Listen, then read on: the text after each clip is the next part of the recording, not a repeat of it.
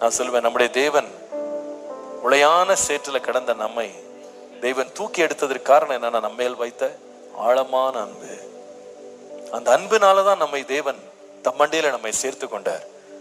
பிசாசுக்கு முன்னாடி கர்த்தர் சொல்ற ஒரு வார்த்தை என்னன்னா, இவன் என்னுடைய கண்ணின் மணியா இருக்கிறான், இவளன் கண்ணின் மணியா இருக்கிறான், உன்னை தொடரவன் என்னையே தொடரான். அப்படிப்பட்ட ஒரு பாதுகாப்புல வைத்திருக்கும் போது நான் சொல்லுவேன், வேற ஒருவர் என்ன பண்ண முடியாது, மேற்கொள்ளவே முடியாது. என் மேல ஒரு அன்பின் கொடி பறக்கிறது. கர்த்தரனை வைத்து நேசிக்கிற அன்பு ரொம்ப பயங்கரமானது, அது அவ்வளவு வலிமையானது, அது ஒளியாத அன்பு, அழியாத அன்பு, மாறாத அன்பு. அந்த அன்பை என் மேல வைத்து இன்னைக்கு காலையில அந்த தேவனுடைய வல்லமையை நாம் அனுபவிப்பதற்கு அந்த அன்பை நீங்க ஏற்றுக்கொள்ளுங்க. God loves me.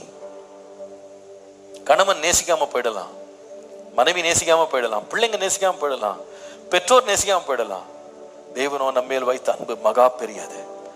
எவ்வளவு அன்பு என்று கேட்டா, தன்னுடைய ஜீவனையை நமக்காய் கொடுத்தார். அந்த வலிமையான அன்பை யாராலும் நிறுத்த முடியல, தடுக்க முடியல. அவ்வளவு மகா பெரிய அன்பை நம்ம மேல காமிச்சிருக்கிறாரு. அந்த அன்பை பார்த்துட்டு நம்ம சொல்ல முடியும், நான் இந்த அன்பு என் மேல இருக்கிறதுனால நான் பயப்படவே மாட்டேன். எனக்காக அந்த அன்பு எப்பொழுதும் இயங்கி கொண்டிருக்கும். அந்த அன்பு என்னை எப்பொழுதும் பாதுகாக்கும். அந்த அன்பு எனக்கு அடைக்கலமா இருக்கும். அந்த அன்பு என்னை பாதுகாக்கும். அந்த அன்பு என்னை கைவிடவே கைவிடாது. மனுஷன் எல்லாரும் கைவிட்டாலும் அந்த அன்பு என்னை கைவிடாது.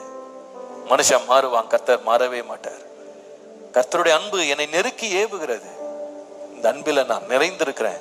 அந்த அன்பின் கொடியை கர்த்தர் என் மேல காமிச்சதுனால நான் சொல்ல முடியும், எவ்வளவு பெரிய சத்துரு வந்தாலும் கர்த்தர் என்னை தன்னுடைய உள்ளங்கைகளிலே மறைத்து வைக்கிற தேவனாய் இருக்கிறார்.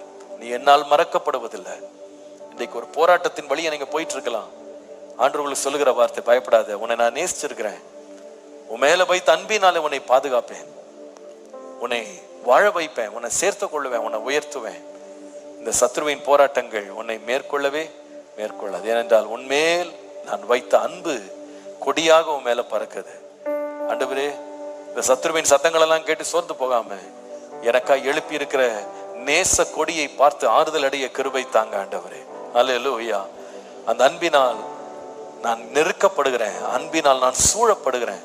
அந்த அன்பு என்னை ஒரு நாளும் கைவிடாது. அந்த அன்பு என்னை பாதுகாக்கும். அந்த அன்புக்காக நன்றி ஆண்டவரே.